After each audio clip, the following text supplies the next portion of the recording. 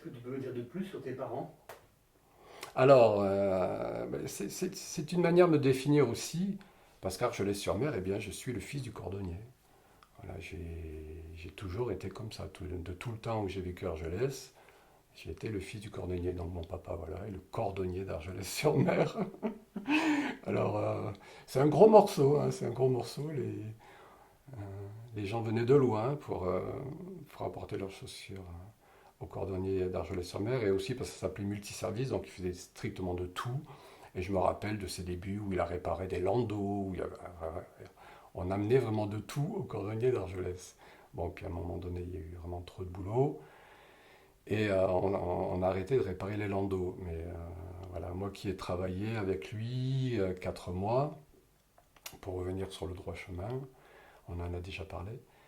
Et puis après, pendant ses vacances à lui, quoi, pour lui permettre de partir en vacances, comme il m'avait appris un peu le métier, pas le métier de la chaussure, hein, mais le métier du cuir. Voilà, donc j'allais dans mes mois d'août, les années suivantes, jusqu'à ce que je réussisse finalement ce concours, hein, que j'ai un salaire. J'ai bossé tous les mois d'août à la cordonnerie d'Argelès-sur-Mer. Donc je m'étais un peu paumé aux Beaux-Arts. Et mon papa, qui a certainement aidé ma maman, qui ont senti ça, sont venus me chercher. J'étais à Marseille, sont venus me chercher, ont payé mes dettes, ont ramassé mes meubles et m'ont ramené à la maison. Là, j'ai eu une alimentation saine. Et comme j'avais de grosses dettes, mon papa a dit, pour me rembourser, tu vas bosser avec moi. Et donc, je suis allé travailler dans ce magasin-là. Donc, c'était avril, tu vois, quelque chose comme ça. Et comme il travaillait lui la chaussure, et puis si tu veux, le magasin était en trois parties. Il y avait un stand avec de quoi travailler la chaussure, et puis derrière un atelier pour la gravure, les clés, et puis tout le travail du cuir, changer, réparer tout ce qui est en cuir, bottes ou blousons, changer les fermetures éclairs, etc. etc. Et donc il m'a dit, bah, toi tu seras dans le fond là-bas, je vais te filer, voilà. Donc moi j'étais au fond de l'atelier.